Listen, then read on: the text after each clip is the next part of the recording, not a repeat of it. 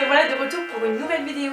Aujourd'hui je vais vous expliquer comment mieux accorder votre vin avec votre plat. Évidemment, ces conseils ne sont pas à prendre au pied de la lettre, vous êtes tout à fait libre de faire vos propres accords et d'apprécier votre vin comme bon vous semble. Néanmoins, ces petits conseils, je le pense, seront d'une aide précieuse. Première astuce, respectez l'ordre du service à table.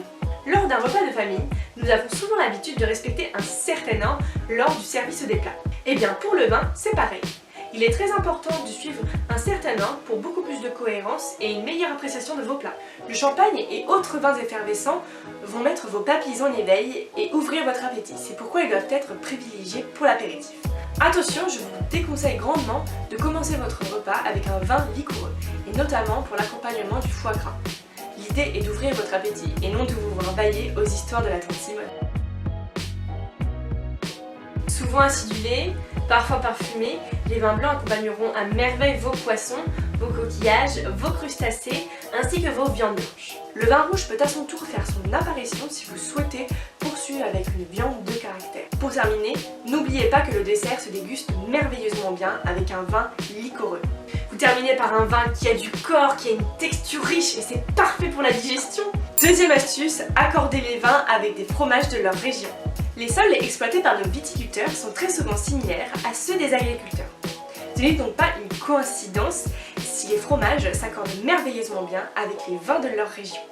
D'ailleurs, petite parenthèse, bon nombre d'entre nous avions ou avons l'habitude d'accompagner le fromage avec du vin rouge. Or, contrairement aux idées reçues, les vins blancs peuvent représenter de très bons alliés. Par exemple, le Roquefort s'accompagne merveilleusement bien avec un vin blanc moelleux type Montbaziliac, originaire du sud-ouest de la France.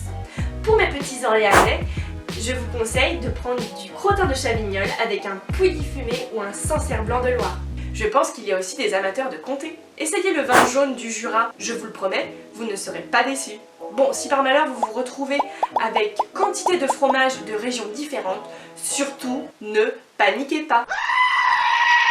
N'hésitez pas à prendre le vin que vous avez utilisé pour votre plat de résistance ou que vous souhaitez utiliser pour votre dessert. Troisième astuce, accordez les plats et les vins par couleur. Il peut y avoir des exceptions, mais cela fonctionne presque toujours. Les vins blancs, par leur saveur parfois acidulée, parfois crémeuse, vont sublimer vos plats de poisson ainsi que vos viandes blanches en sauce. De leur côté, les viandes rouges travaillées, et ce n'est un secret pour personne, seront sublimées avec des vins corsés et tanniques du type Bordeaux. Là encore, je vous déconseille d'accompagner votre poisson avec du vin rouge, car les tanins responsables de l'assèchement dans votre bouche vont désagréger la chair du poisson. Enfin, n'hésitez pas à ouvrir une bouteille de liquoreux pour vos desserts.